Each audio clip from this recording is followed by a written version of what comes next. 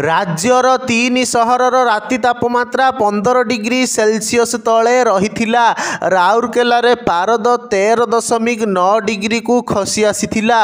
अनुगुल और Jharsuguda 14.6 degree record होइथिला। राजधानी भुवनेश्वर रे पारद 20 डिग्री थिला। राति तापमात्रा खसिबा जोगु अनेक स्थान रे शीत अनुभूत होइछि।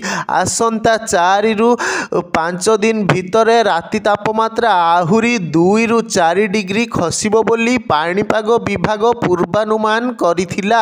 सूचना थाउ कि राज्य रे शीत बढ़िबा नै पूर्वानुमान करिथिला पाणीपाग विभाग। एहा सह राति तापमात्रा कमिबो बोली भी सूचना दिया जाइथिला। उपकूल ओडिशा रे सर्वनिम्न तापमात्रा स्वाभाविक रहिबो, मात्र राज्यर अन्य स्थान गुड़िकरे स्वाभाविक ठू भी कम रहिबो। 2 रु 4 डिग्री सेल्सियस पर्यंत कमिबो सर्वनिम्न तापमात्रा।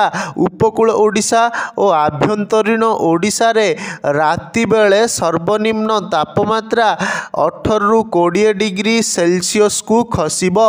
आभ्यंतरीण ओडिशा और उपकूल को लागिथिबा जिला गुड़िकर सर्वनिम्न तापमात्रा 12 रु 16 डिग्री सेल्सियस रहिबो बोली आंचलिक पाणीपाग केन्द्र पूर्वानुमान करिछि।